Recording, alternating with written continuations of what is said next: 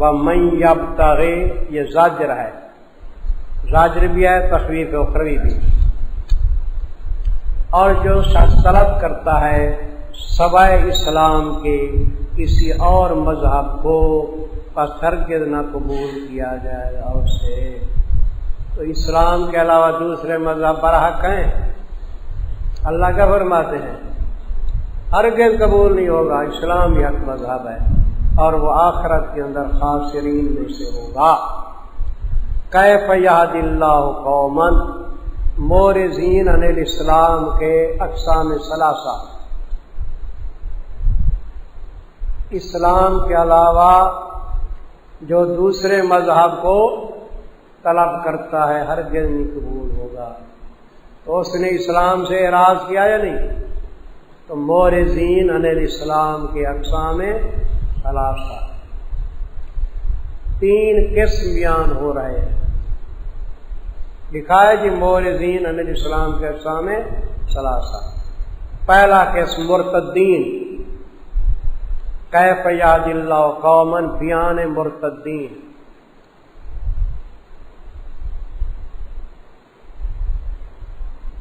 بھائی ایک آدمی مسلمان تھا اور مرزائی بن گیا تو مرتد ہوا یا نہیں؟ لیکن اس سے پوچھو نا جو مرتد ہے وہ کیا کہے گا آپ کو کہ میں ہدایت پہ ہوں. کیا کہے گا؟ میں ہدایت پہ ہوں، حق پہ ہوں. تو اللہ تعالیٰ فرماتے ہیں وہ کیسی ہدایت پہ ہیں؟ اسلام کو جو چھوڑ کے مرتد بن جاتا ہے، چاہے وہ اپنے طور پہ کہے کہ میں ہدایت پہ ہوں، وہ ہدایت پہ قائم نہیں ہے، وہ گمراہی کی طرف چلا گیا ہے. یہ سمجھی بات؟ اب تمہیں سمجھ آئے گی. آیا بیان مرتدین کیسے ہدایت پہ قائم رکھ سکتا ہے اللہ تعالیٰ. جو مرتد ہے وہ ہدایت پہ قائم ہے یا ہدایت کو چھوڑ گیا ہے؟ کیسے ہدایت پہ قائم رکھ سکتا ہے اللہ تعالیٰ ایسی قوم کو جنہوں نے کفر کیا بعد ایمان اپنے، اور بعد اس کے شاہدوں سے بھی پہلے بعد معروف ہے، اور بعد اس کے کہ گواہی دی انہوں نے کہ بے شک رسول کیا ہے؟ حق ہے، اور آگے ان کے پاس دلائل بھی. تین چیزیں ہیں نا، ایمان اللہ ہے، حضور کی حقانیت کی گواہی دی، دلائل بھی دیکھ لیے. اس کے بعد کیا ہو گئے؟ کافر بن گئے. اب یہ کہیں کہ ہم ہدایت کے اوپر قائم ہے یا نکل گئی ہدایت سے؟ اس لیے معنی یہی ہے کیسے ہدایت پہ قائم رکھ سکتا ہے اللہ تعالیٰ ایسے لوگوں کو. واللہ لا یہدی القوم الظالمین، اور اللہ تعالیٰ نہیں ہدایت پہ قائم رکھتا ایسے بے ڈھنگے لوگوں کو. ظالمین کا معنی کیا کرو؟ بے ڈھنگے لوگ. اولئک جزاؤہم انجام ارتداد. انجام ارتداد یہی لوگ ہیں، بدلہ ان کا یہ ہے کہ بے شک ان پر لعنت ہے اللہ کی، فرشتوں کی، لوگوں سب کی، ہمیشہ رہیں گے اسی لعنت کے اندر. لعنت کا سر جہنم، لہذا ہمیشہ کس میں رہیں گے؟ جہنم. ہمیشہ رہیں گے اس جہنم کے اندر، نہ ہلکا کیا جائے گا ان سے عذاب اور نہ وہ مہلت دیے جائیں گے. مہلت کس وقت دیے جائیں؟ دخول سے پہلے. مثال طور آرڈر ہو گیا دوزخ میں ڈالو تو کہیں گے اللہ 3 دن کی تو مہلت دے دو. کہ مہلت ہوگی تو دخول سے پہلے مہلت نہیں ہوگی، دخول کے بعد تخفیف نہیں ہوگی. الا الذین تابوا. تو مورزین علیہ السلام کے اقسام ثلاثہ میں سے پہلا قسم کیا تھا؟ اب دوسرا قسم لکھو تائبین. دوسرا قسم ہے جی تائبین کا. ہاں جو مرتد توبہ کر لے، اسلام سے پھرے، مرتد ہو گئے، پھر کیا کر لی؟ توبہ کر لی، سمجھے، اور اصلاح کر لی. لیکن توبہ زبانی نہیں، سمجھے جی. کیا ایک آدمی کے متعلق ہمیں شک تھا کہ مرزائی ہے، وہ میرے پاس آیا کہ میں توبہ کرتا ہوں، کیونکہ عام طور پہ مرزائیوں کو ہم برداشت نہیں کرتے، مرتد ہیں، حضور کے دشمن سمجھے، تو کہنے لگا میں توبہ کرتا ہوں۔ اور توبہ کے لیے وہ یہ کہتے ہیں کہ ہم مرزائی نہیں ہیں، ہم مرزائیوں کو کافر کہتے ہیں، اس میں وہ تقیہ کرتے ہیں، کیونکہ وہ اپنے آپ کو مرزائی کہتے ہیں یا احمدی کہتے ہیں، وہ کہہ دیتے زبان سے ہم مرزائی نہیں، مرزائیوں کو کافر کہتے ہیں، ایسے کہہ دیتے ہیں۔ تم نے ان سے یہ کہنا ہے کہ ہم مرزائی لاہوری بھی نہیں، قادیانی بھی نہیں، آمدی بھی نہیں، اور مرزا غلام احمد جو قادیان کا تھا اس نے چاہے نبوت کا دعویٰ کیا چاہے مجددیت کا دعویٰ کیا، تو بعض کہتے ہیں ہم ان کو نبی نہیں مانتے، دل میں کیا کہتے ہیں مجدد۔ تو جب اس نے نبوت کا دعویٰ کیا ہو گیا مرتد، تو مرتد مجدد بن سکتا ہے، چاہے نبوت کا دعویٰ کیا چاہے مجدد کا دعویٰ کیا، وہ بھی کافر و مرتد تھا، اور اس کے ماننے والے چاہے مجدد مانے نبی مانے وہ بھی کیا ہے مرتد ہے، سمجھے؟ تو اس قسم کی وضاحت کی جاتی ہے، میں نے ایسے وضاحت کرائی تھی تب مجھے یقین آیا۔ دیکھو جی تائبین لکھا ہے نا، مگر جن لوگوں نے توبہ کی بعد اس کی اور اصلاح بھی کی، یہ پہلے پڑھ چکے ہو، اپنی اصلاح بھی کریں، کسی کو گمراہ کیا تو ان کو بتائیں، پر بے شک اللہ بخشنے والے مہربان ہے۔ یہ کتنی قسم آ گئے؟ اب تیسرا قسم ہے مسرین کا، تیسرا قسم لکھو مسرین۔ مسرین جانتے ہو کیا؟ اصرار کرنے والے، جو لوگ اسلام سے پھر گئے، مرتد رہے، اور ان کی موت بھی کس کے اوپر آ گئی؟ کفر کے اوپر آ گئی، یہ ہے مسرین۔ تیسرا قسم مسرین کا، بے شک جن لوگوں نے کفر کیا بعد ایمان اپنے کے، پھر بڑھاتے رہے کفر کو، ہرگز نہیں قبول کی جائے گی توبہ ان کی۔ جہاں آپ سوال کریں گے کہ کیسے توبہ قبول نہیں ہوئی؟ بھائی جو آدمی مرتد ہو جائے، چلو کفر کے اوپر رہ جائے 10 سال 20 سال، پھر توبہ کرے، توبہ قبول نہیں ہوگی؟ تو ہوتی ہے، ادھر کیوں ہے؟ ہرگز نہیں قبول کی جائے گی توبہ ان کی، لکھو بوقت موت۔ بھائی مصر کون ہوتا ہے؟ کس کو ہوتا ہے مصر؟ جو موت تک کیا رہے کافر، اس لیے میں نے مصرین کہا ہے۔ اگر موت سے پہلے توبہ کر لیتا کہاں مصر رہا، تو مصر ہو ہی نہیں سکتا، اس لیے میں نے عنوان بھی مصرین لکھا ہے۔ ہرگز نہیں قبول کی جائے گی توبہ ان کی، کس وقت؟ بوقت موت، جب سکرات طاری ہو توبہ قبول ہے؟ تو لکھ لو بوقت موت لکھا ہے، یا لکھو ظاہری توبہ بطور نفاق کے، یا ظاہری توبہ بطور نفاق، دل میں توبہ نہیں کرتا، نفاق کا توبہ کرتا ہے، یہ بھی قبول نہیں ہوگی۔ اور نمبر 3 یہ ہے کہ وہ توبہ کفر سے کرے گا یا گناہ سے کرے گا؟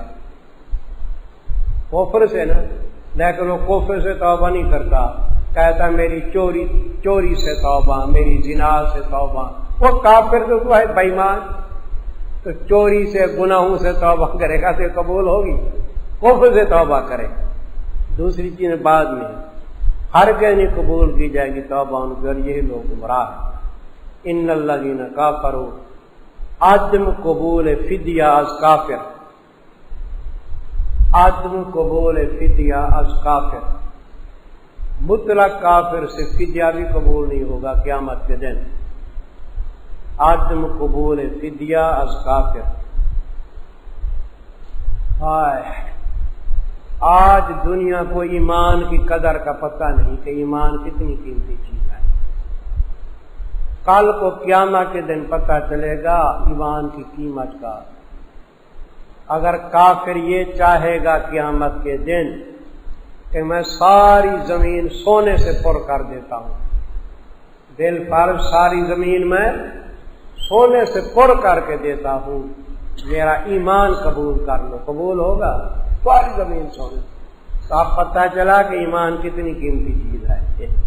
آج وہ قبول فدیہ کافر، بے شک جن لوگوں نے کفر کیا اور مر گئے اس حال میں وہ کافر تھے، پر ہرگز نہ قبول کیا جائے گا من احدہم ان میں سے کسی ایک سے مل الارض ذہبا زمین بھر سونا، مل منا بھر زمین بھر سونا، اگرچہ فدیہ دے ڈال ساتھ اس کے، یہی لوگ ہیں ان کے لیے عذاب دردناک ہے اور نہ ہوں گے بات زمین ساری سونے سے پر کر دے کافر سے قبول نہیں ہوگا۔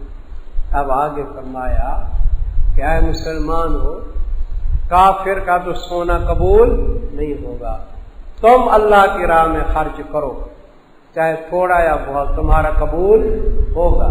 لن تنالوا البر حتى تنفقوا مما تحبون، ٹھیک ہے نا۔ اب ترغیب انفاق مومنین کو، کافر کا انفاق قبول نہیں، تمہیں ترغیب دی جا رہی ہے انفاق کی، ترغیب انفاق۔ ایک بات میں اور بھی عرض کر لوں انفاق کے بارے میں، نبی کریم صلی اللہ علیہ وسلم فرماتے ہیں ان رجالا یاتونکم من اقطار الارض، تمہارے پاس لوگ آئیں گے اطراف زمین سے، تمہارے پاس لوگ آئیں کیسے؟ اطراف زمین سے، مشرق مغرب شمال جنوب۔ ان رجالا یاتونکم من اقطار الارض یتفقہون فی الدین، وہ دین کی کیا حاصل کریں گے؟ سمجھ حاصل، تفقہ فی الدین کے لیے آئیں گے۔ فاستوصوا بہم خیرا، حضرت فرماتے ہیں میں وصیت کرتا ہوں تم کو کہ ان کے ساتھ خیر کا معاملہ کیا کرو۔ کس کا معاملہ کیا کرو؟ خیر کا معاملہ کیا کرو، اچھے طریقے پہ پیش آیا کرو ان کے ساتھ، آخر دین سمجھنے کے لیے آئے۔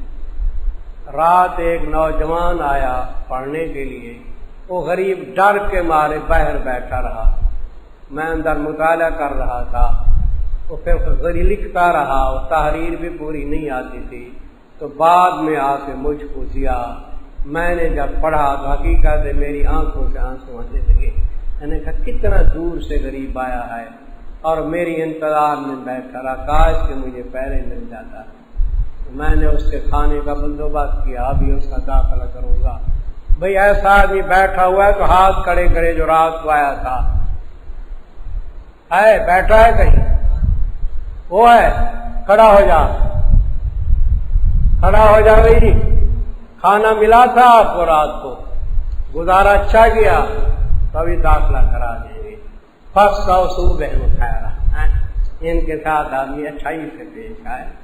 تو دور سے جو آتا ہے نا، حقیقت میں مجھے بڑا پیارا لگتا ہے کہ قرآن کے لیے سفر کر کے آئے، حالانکہ ہم نے داخلہ بند کر دیا ہے، اصولی طور پہ داخلہ بند کر دیا ان لوگوں کے لیے، کراچی والوں کے لیے لیکن یہ تو خیر گھر بھاگ جاتے ہیں، سمجھے؟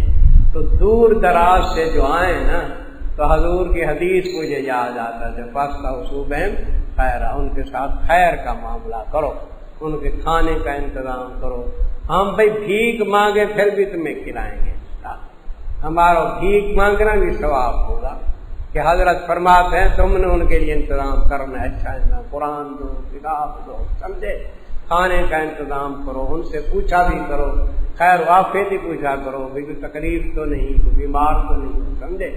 یہ بہت بڑی جزا ہے، اللہ تعالیٰ بہت ہے، دین کے خادموں کی خدمت کرنا بہت اچھا ثواب ہے۔ ہم ایسے خرچ کر دیتے ہیں کہ بھنگئی نشئی لے جاتے ہیں، کوئی ایسے مخالف لوگ لے جاتے ہیں، لے جاتے نہیں تاوان کے طور پہ، تو طلباء کے خرچ کرو۔ ترغیب انفاق لکھ لیا ہے، فرمایا لن تنالوا البر حتى تنفقوا مما تحبون، بر سے مراد ہے کامل بر، کامل نیکی، ہرگز نہیں پا سکو گے تم کامل نیکی کو یہاں تک خرچ کرو تم اپنی پیاری چیز سے۔ کیا خرچ کرو جی؟ ہاں، پیاری اچھی چیز خرچ کرو، وہ نہ ہو وہ ملا کے پاس پیالہ لائی تھی لڑکی، ہاں پیاری چیز۔ وما تنفقوا من شیء، اور جو ہی خرچ کرو گے کسی چیز کو تو اللہ تعالیٰ اس کو جانتے ہیں۔ کل طعام کان حلا لبنی اسرائیل، رسالت پر پہلے شبہوں کا جواب. یہ یہود و نصارہ شبہ کرتے تھے نا، رسالت پر پہلے شبہوں کا جواب. یہودوں نے جی شبہ کر دیا حضور کی رسالت پہ، شریعت پہ، کہ دیکھو محمد کہتا ہے کہ میں ملت ابراہیم بھی ہوں، حالانکہ ابراہیم علیہ السلام کے مذہب میں اونٹ کا گوشت دودھ حرام تھا. انہوں نے کہا کہ ابراہیم علیہ السلام کے مذہب میں کیا اونٹ کا گوشت اور اونٹ کا دودھ حرام تھا. یہ تو استعمال کرتا ہے تو ملت ابراہیم پہ کہتا ہے. تو اللہ تعالی نے فرمایا کہ بھئی یہ کھانے کی چیزیں جن میں بحث ہو رہی ہے، کہ اونٹ کا گوشت ہو گیا اور کیا ہو گیا، دودھ ہو گیا، یا اور کھانے کی چیزیں تھیں، بدہ ہو گئی، اسی ظفر بدہ شتر برگ، یہ چیزیں ابراہیم علیہ السلام کے دور کے اندر کیا تھی، حلال. ابراہیم علیہ السلام اونٹ کا گوشت کھاتے تھے، دودھ بھی پیتے تھے. اس کے بعد زمانہ آیا حضرت یعقوب علیہ السلام کا، تو یعقوب علیہ السلام کو کچھ تکلیف ہو گئی، عرق النساء ہوئی، تکلیف تھی. تو آپ نے منت مانی تھی کہ اگر اللہ تعالیٰ نے مجھ کو آرام دے دیا تو میں پیاری چیز چھوڑ دوں گا. کیا؟ یہ منت پہلے جائز تھی، اب جائز نہیں ہے. حلال کو حرام کرنا اب جائز نہیں ہے. تو آرام آ گیا حضرت کو، یعقوب علیہ السلام کو. تو پیاری چیز ان کی کیا تھی، اونٹ کا گوشت اور اونٹ کا دودھ، یہ پیاری چیز تھی، انہوں نے وہ چھوڑ دی. تو حضرت یعقوب علیہ السلام نے تو منت کے طور پہ چھوڑی نا، حرام نہیں سمجھتے تھے. اس کے بعد ان کی اولاد جو آئی نا، تو انہوں نے کہا حضرت بھی نہیں کھاتے تھے، ہم بھی نہیں کھاتے، اتفاق نہ کھایا. پھر جب تورات نازل ہوئی حضرت موسیٰ علیہ السلام پہ، تو اس وقت پھر اونٹ کا گوشت کا کر دیا گیا حرام، دودھ بھی حرام، وہ بدخ وغیرہ بھی حرام کر. اب بات ہی سمجھ، تو یہ تورات سے حرمت ہے، سمجھے؟ پہلے تو حرمت تھی بھی نہیں. تم کیوں کہتے ہو کہ ابراہیم علیہ السلام کی شریعت میں اونٹ کا گوشت حرام تھا؟ جھوٹ بولتے ہو. یہ بات ہی سمجھ. آپ لوگ اونٹ کا گوشت کھاتے نہیں ہیں اس لیے کہ اونٹ بوڑھا ہوتا ہے آپ کے علاقے میں، اچھا اونٹ ذبح نہیں ہوتا ہے، اس لیے آپ رغبت سے نہیں کھاتے. ہم مدینہ شریف ابھی گئے تو ایک دوست نے مجھے کہا کہ آپ کو اونٹ کا گوشت کھلاؤں. میں نے کہا کیوں نہ کھلاؤ، حضور بھی کھا. کہنے لگا کھاؤ گے تو مزہ آئے گا. تو اونٹ کا بچہ تھا نا، نوجوان، وہ انہوں نے ذبح کیا. اس کا گوشت عالیشان تھا، بڑا بہترین اور طاقت تھی. اسی طرح دودھ ہم نے پیا اونٹنی کا، پہاڑوں میں جا کے، وہاں تقریباً 50-60 کلومیٹر دور چلے گئے مدینہ منورہ سے. مزہ آیا جی، بہترین ہوتا ہے. یہاں اصل خالص نہیں ملتا، مصیبت یہ ہے. دیکھو جی، تو رسالت پر پہلے شبہوں کا جواب لکھ رہے ہو. کل الطعام، سب کھانے کی چیزیں، یہ لکھ لو لاؤ، سب کھانے کی چیزیں، یعنی جن کو تم کھا رہے ہو. اب اس میں مردار آئے گی تو میتا خنزیر تو نہیں آئے گا نا. سب کھانے کی چیزیں تھیں حلال واسطے بنی اسرائیل کے. ہاں مگر وہ چیز جس کو حرام کیا یعقوب علیہ السلام نے اپنی ذات پہ، تو کیا من قبل ان تنزل التورات، اس کا تعلق جو ہے نا یہ حرم اسرائیل کے ساتھ نہیں، اس کا تعلق کس کے ساتھ ہے؟ کان حلل بنی اسرائیل کے ساتھ. نیچے لکھ لو، بعض لوگ وہاں میں پڑ جاتے ہیں. من قبل یہ جار مجرور کس کے متعلق ہے؟ کان حلل بنی اسرائیل. یہ سب کھانے کی چیزیں تھیں حلال واسطے بنی اسرائیل کے. من قبل ان تنزل التورات، آگے سمجھ، پہلے اس کے کہ اتاری دے تورات. لیکن تورات جب اتری پھر کیا کر گئی؟ حرام کر دی گئی. قل، آپ فرما دیجیے، لو تورات کو پڑھو اگر ہو تم سچے. پر وہ شخص سے باندھتا ہے اللہ پہ جھوٹ، من بعد ذالک، بعد اس چیز کے وہ دلائل ملے پر یہی لوگ ہیں ظالم۔ آپ فرما دیجئے سچ فرمایا اللہ نے فاتبعوا ملت ابراہیم حنیفا، دعوت اسلام، ہم ملت ابراہیم پہ آئے اور ملت ابراہیم کس کے اندر بند ہے؟ اسلام کے اندر۔ اتباع کرو ملت ابراہیم کی طرح حنیف تھے نہ تھے مشرکین میں سے۔ ان اول بیت وضع للناس، رسالت پر دوسرے شبہوں کا جواب، رسالت پر دوسرے شبہوں کا جواب۔ دوسرا شبہ یہ تھا کہ محمد کریم صلی اللہ علیہ وسلم کس کو قبلہ مانتے ہیں؟ بیت اللہ کو، اس کو قبلہ مانتے ہیں، حالانکہ ابراہیم علیہ السلام کا قبلہ کیا تھا؟ بیت المقدس تھا۔ تو یہ ملت ابراہیم پہ تھوڑے ہیں، ابراہیم علیہ السلام کا قبلہ تو بیت المقدس تھا۔ تو اس کا جواب یہ دیا گیا تم ابراہیم علیہ السلام کا قبلہ بیت المقدس کہتے ہو، ہم کہتے ہیں آدم علیہ السلام سے لے کے آدم کا قبلہ بھی بیت اللہ، شیش کا قبلہ بھی بیت اللہ، نوح علیہ السلام کا قبلہ بھی بیت اللہ، حضرت صالح علیہ السلام، ہود علیہ السلام، ابراہیم علیہ السلام، سب کا قبلہ کیا؟ بیت المقدس تھا ہی نہیں۔ ابراہیم علیہ السلام نے خود بنیاد رکھی بیت اللہ کی، تو سب نبیوں کا قبلہ کیا ہے؟ سمجھے؟ بیت اللہ ہے۔ ابراہیم علیہ السلام کا بھی، اسماعیل علیہ السلام کا بھی، اسحاق علیہ السلام کا بھی۔ بیت المقدس کو تو بنایا یعقوب علیہ السلام نے، ایک روایت میں یعقوب علیہ السلام نے، ایک روایت ہے سلیمان علیہ السلام نے۔ وہ تو بنائی بعد میں ہے، تو کیسے نبیوں کا وہ قبلہ بنا؟ وہ بات ہی سمجھ، ابراہیم علیہ السلام کا قبلہ یہی بیت اللہ تھا، اس کے وہ بانی تھے۔ تو دوسرے شبہوں کا جواب آ گیا نہیں؟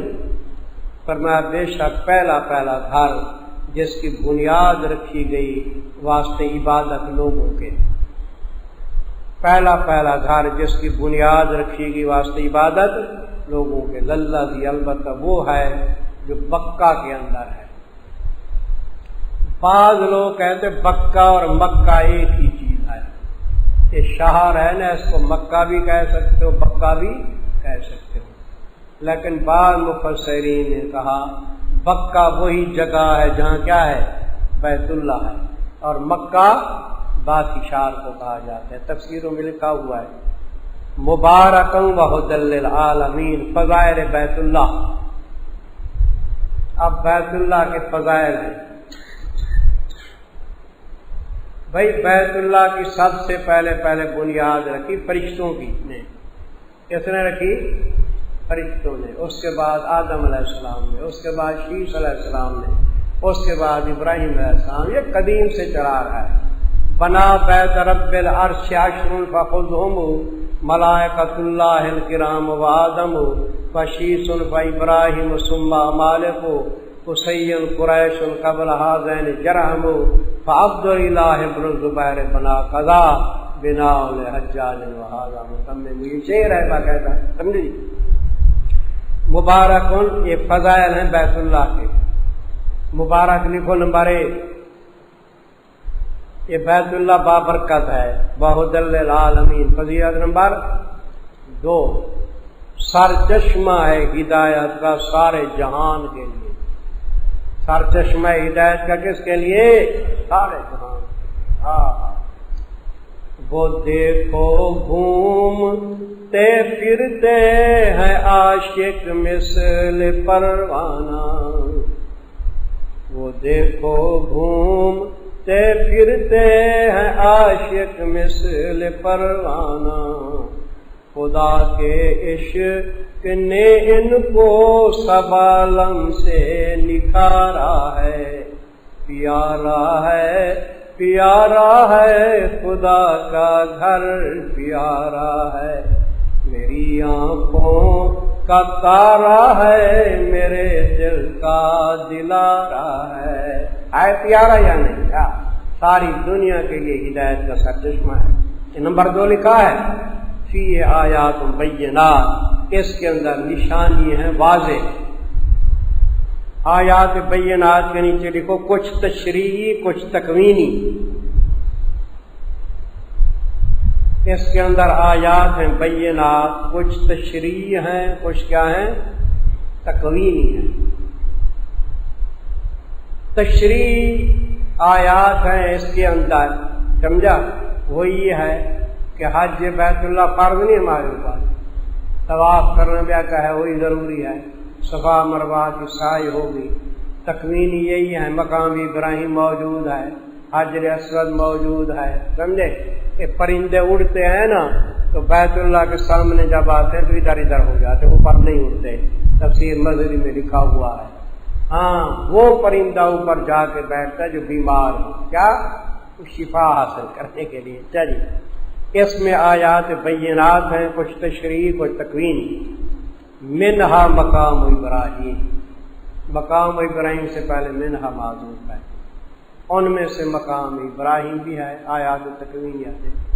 آپ دیکھو ابراہیم علیہ السلام کے پاؤں کے نشان کہاں موجود ہیں؟ ادھر ہے. تو ابراہیم علیہ السلام کی بلا یہی ہے، بانی وہی تھے. وَمَنْ دَخَلَهُ كَانَ آمِنًا. یہ فضیلہ نمبر کتنی ہے جی؟ 4. وہ شخص کے داخل ہوتا ہے اس کو ہو جاتا ہے امن والا. وَلِلَّهِ عَلَى النَّاسِ نمبر 5 فرضیت حج، اور واسطے اللہ کے اوپر لوگوں کے حج ہے بیت اللہ کا. من استطاع بدل باز ہے، سب لوگوں پہ نہیں، یعنی وہ شخص جو طاقت رکھے طرف اس کے راستے کی، زاد راہ بھی ہو سواری بھی ہو. ومن کفرا، وہ شخص کے کفر کرتا ہے ساتھ فرضیت حج کے، پس بے شک اللہ تعالیٰ بے پرواہ ہے جہان والوں سے، خدا کو کوئی پرواہ نہیں اس کی. قل یا اہل الکتاب، زجر اول برائے اہل کتاب، زجر اول برائے اہل کتاب. آپ فرما دیجیے اہل کتاب کیوں کفر کرتے ہو اللہ کی آیتوں کے ساتھ، حالانکہ اللہ تعالیٰ مطلع ہیں اوپر اس کے کرتے ہو تم. تو کفر سے معنی بھی چیز یہ ہے کہ اللہ مطلع ہے. قل یا اہل کتاب زجر نمبر 2. پہلے بیان زلال تھا، خود کفر کرتے تھے، اب کس کا بیان ہے؟ اضلال کا، دوسروں کو گمراہ کرتے ہیں. زاجر ثانی بیان اضلال، اے اہل کتاب کیوں روکتے ہو اللہ کی راہ سے اس کو جو ایمان لاتا ہے. تبغونہا عوجا، تلاش کرتے ہو تم واسطے اس کے کجی. تبغون اصل میں تبغون لہا، طلب کرتے ہو واسطے اس راستے کے کجی، یعنی عیب، یعنی دین اسلام کے اندر شبہات پیدا کرتے ہو، عیب نکالتے ہو، لوگوں کو گمراہ کرتے ہو. وہ کیسے گمراہ کرتے ہیں؟ آج کل کے بدماش بھی یہ کہتے ہیں، وہ دیکھو یہ ملا کہتا ہے کہ چور کے ہاتھ کاٹو. یہ خبیث کیا کہتے ہیں کہ ملا کہتا ہے کہ چور کے ہاتھ کاٹو، یہ سب لولے لنگڑے بن جائیں گے. کہ ملا کہتا ہے خدا کہتا ہے، السارق والسارقۃ فاقطعوا، خدا نے کہا ملا نے کہا، کیسے خبیث لوگ ہیں. ملا کہتا ہے، یہ ملا کہتا ہے جی زانی کو مارو، الزانیۃ والزانی، ملا نے کہا ہے، کہتا خدا ہے، سر ٹوکتے ہیں ملا کے. تو یہ بدماش لوگ شبہات پیش کرتے ہیں، نہیں دین اسلام کے اندر قرآن میں شبہات پیش کرتے ہیں تاکہ روکیں اللہ تبارک و تعالیٰ کے راستے سے. اللہ بچائے اس کے دو شیطان سے. تبغون لہا، طلب کرتے ہیں واسطے اس راستے کے کجی، یعنی شبہات پیدا کرتے ہیں. آپ طلب کرتے ہو تم، مخاطب ہے نا، وہ خطاب ہے اہل کتاب کو، طلب کرتے ہو واسطے اس راستے کے کجی کو، یعنی شبہات پیدا کرتے ہو، حالانکہ تم مطلع ہو. شہداء کا معنی اپنی اس قباحت پہ مطلع ہو کہ کبھی کام کر رہے ہیں، حالانکہ تم مطلع ہو اس حرکت پہ، اور نہیں اللہ غافل سے کہ کرتے ہو تم. یا ایھا الذین آمنوا، تنبیہ مومنین، تنبیہ مومنین. پہلے اس کا شان نزول سمجھ لیجئے کہ مدینے میں 2 قبیلے تھے، اوس خزرج، نہیں وہ آپس میں لڑتے تھے، ان کے درمیان جنگ باس آ رہی تھی 120 سال سے۔ جب میرے حضرت تشریف لے گئے تو دونوں قبیلے مسلمان ہو گئے، اب وہ دشمنی ختم ہو گئی، محبت و پیار ہو گیا۔ لیکن جب مسلمانوں میں محبت پیار ہوتا ہے تو یہ چیز یہود و نصارہ کو، انگریز کو پسند آتی ہے؟ انگریز تو لڑاتا ہے، انگریز لڑاتا ہے۔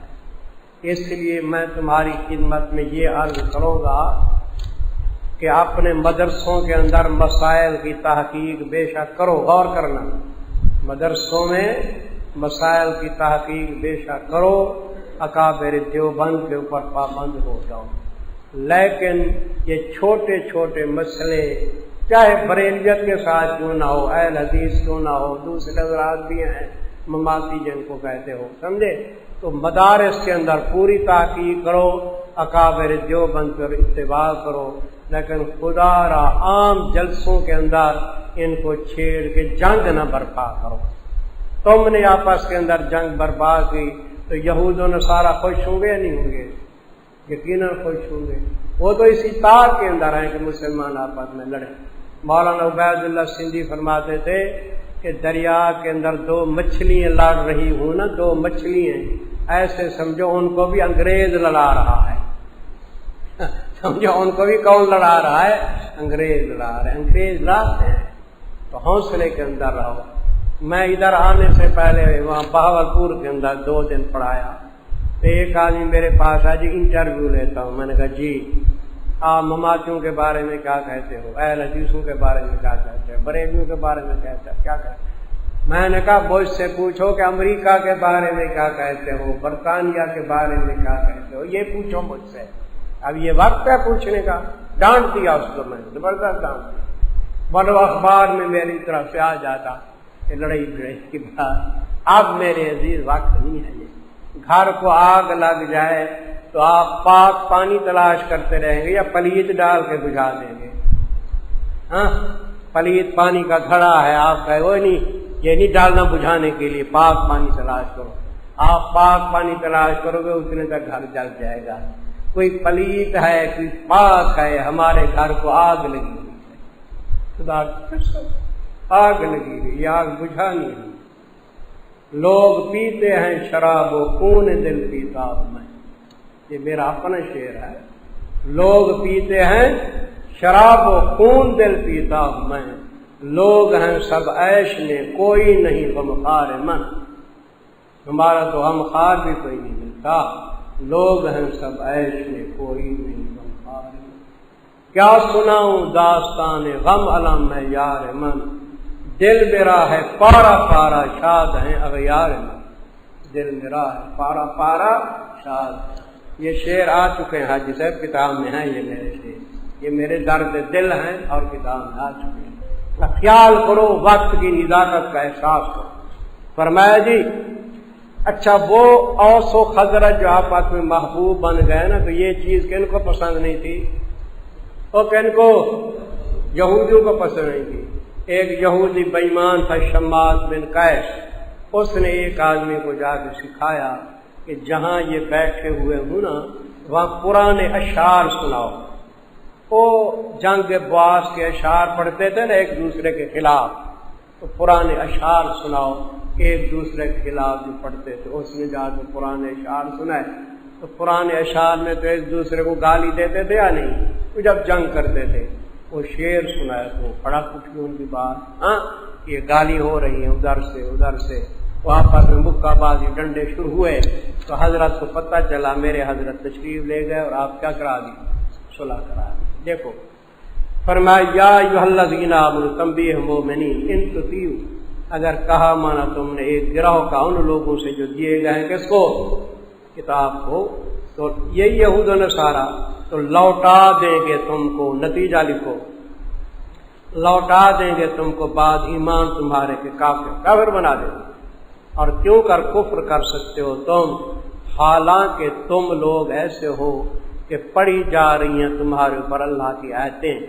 ادھر ساتھ لکھو اسباب مانعہ عن الکفر، اسباب مانعہ عن الکفر، ایسے اسباب موجود ہیں جو کفر سے روک رہے ہیں، اسباب مانعان الکفر، حالانکہ تم ایسے لوگ ہو کہ پڑھی جا رہی ہیں تمہارے پر اللہ کی آیتیں، تو اللہ کی آیتیں جو پڑھی جا رہی ہیں کفر سے روکتی ہیں یا نہیں؟ یہ نمبر 1 لکھو، وفیکم رسول، اور نمبر 2 یہ اسباب مانعان الکفر ہیں اور تمہارے اندر اللہ کا رسول موجود ہے۔ وَمَن يَعْتَصِم بِاللَّهِ، اور جس شخص نے مضبوط پکڑا اللہ کے دین کو، فقد ہدی الی صراط مستقیم، وہ ہدایت دیا گیا کس کی طرف؟ صراط مستقیم کی طرف ہدایت دیا گیا۔ چلو